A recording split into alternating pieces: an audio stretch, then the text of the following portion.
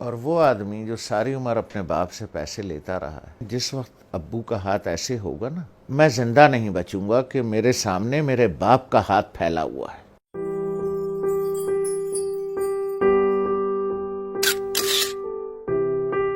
ایک دن میں بیٹھا ہوا تھا، اسلام آباد سے گیا تھا کراچی، نوکری میں تھا، تو ہم امی کے کمرے میں بیٹھے تھے، وہ اپنے سامنے بیٹھی ہوئی تھیں، تو میری ایک ہی بہن پاکستان میں ہے، اس کے تینوں بچے بھی آئے ہوئے تھے، وہ بھی آئی ہوئی تھی،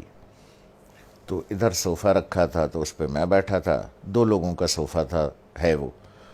تو والد صاحب برابر میں بیٹھے تھے، تو سب لوگ باتیں کر رہے تھے، تو میں نے کچھ 2-4 پیسے نکال کر کے والد صاحب کو ویسے ہی پیش کر دیے۔ تو میں نے عین اس موقع پر یہ کیا کہ جب میں سمجھا کہ کوئی نہیں دیکھ رہا ہے، ٹھیک ہے، سب اپنے اپنے گپ میں لگے ہوئے ہیں، کوئی نہیں دیکھ رہا ہے، تو میں نے اس موقع سے فائدہ اٹھا کے جلدی سے چھپا کے ابو کو، مجھے نہیں پتا تھا کہ امی دیکھ رہی، تو انہوں نے بڑے زور سے کہا دوبارہ دو، جیسے وہ ذرا سختی سے بات کرتی ہیں، تو مجھے یہ تو پتا چل گیا کہ انہوں نے دیکھ لیا، تو میں سوچ رہا ہوں کہ یہ کیوں کہہ رہی ہیں دوبارہ دو۔ ان کا نواسا ساتھ بیٹھا تھا، حمزہ، جو ماشاءاللہ 6.25 فٹ کا ہے، اس وقت 6.25 فٹ کا تھا، تو مجھے تو انہوں نے بہت سختی سے کہا دوبارہ دو، اور اپنے نواسے سے کہا حمزہ دیکھو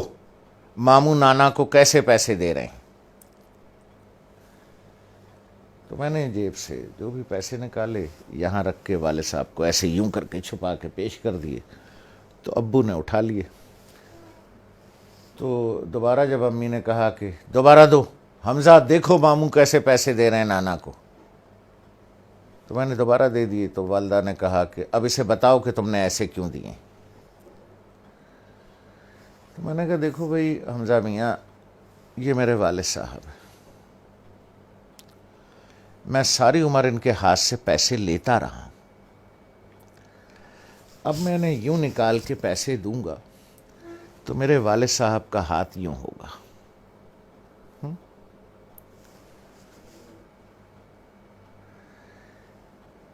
اور وہ آدمی جو ساری عمر اپنے باپ سے پیسے لیتا رہا ہے،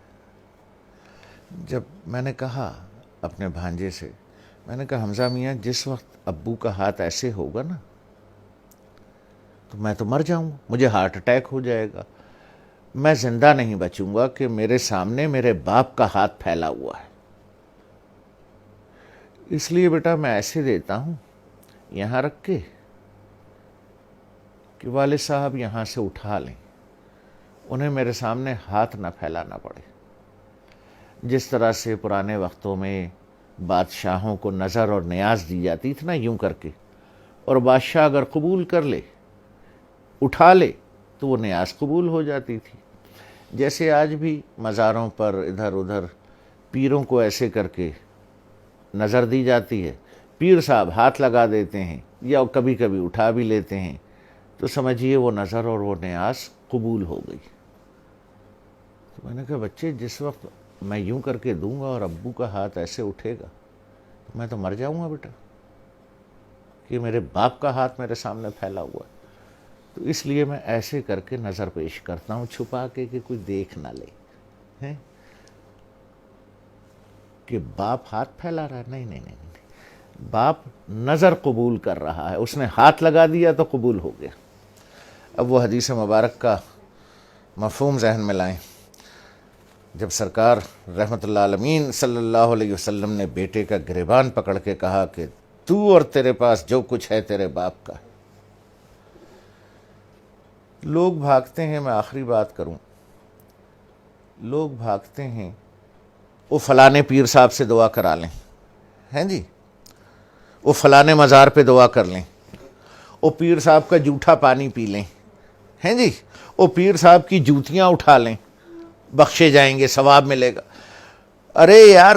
2 عدد پیر تمہارے گھر میں بیٹھے ہیں،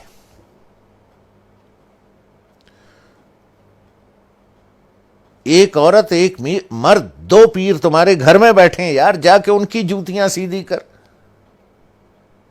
ان کا جھوٹا پانی پی، ان کے پیر دبا، پیر صاحب کے بجائے باپ کو نظر اور نیاز پیش کر، جا کے ابا کے جوتے پالش کر، ماں کی چپلیں سیدھی کر کے رکھ۔ دو پیر گھر میں بیٹھے ہیں، ان کو چھوڑ کے اللہ کو ڈھونڈنے کہیں اور جاتے ہو، شرم نہیں آتی؟